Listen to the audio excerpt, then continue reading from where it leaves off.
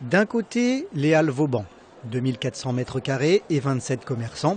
Un projet ambitieux pour une ambiance conviviale et clinquante, des halles ouvertes depuis ce matin. De l'autre côté, le carré Arago, 400 mètres carrés, 6 commerçants. Un projet plus modeste pour une ambiance classique, plutôt marché de quartier. Des halles ouvertes depuis une semaine. Nous, on est sur un concept simple, avec un petit marché et des produits bruts.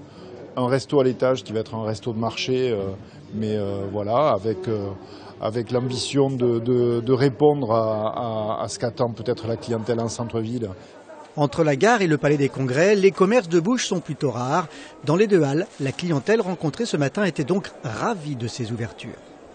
Ça va avoir un côté pour moi très pratique de pouvoir venir faire mes courses chez des producteurs locaux et en produits frais, tout en étant à côté du travail entre midi et 2. Et c'est vrai que ça, sur Perpignan, ça nous manquait. C'était très important d'avoir ça. Et pour le centre-ville aussi. Oui. Pour Perpignan, le centre-ville, c'est très bien.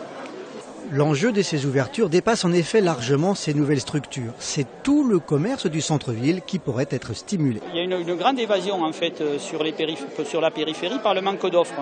La Chambre de commerce et d'études montrait 10 millions d'euros qui n'étaient pas consommés en centre-ville par le manque d'offres.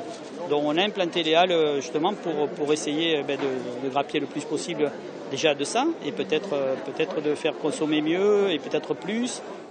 Les Halles Vauban, le carré Arago, ces deux halles sont ouvertes du mardi au dimanche.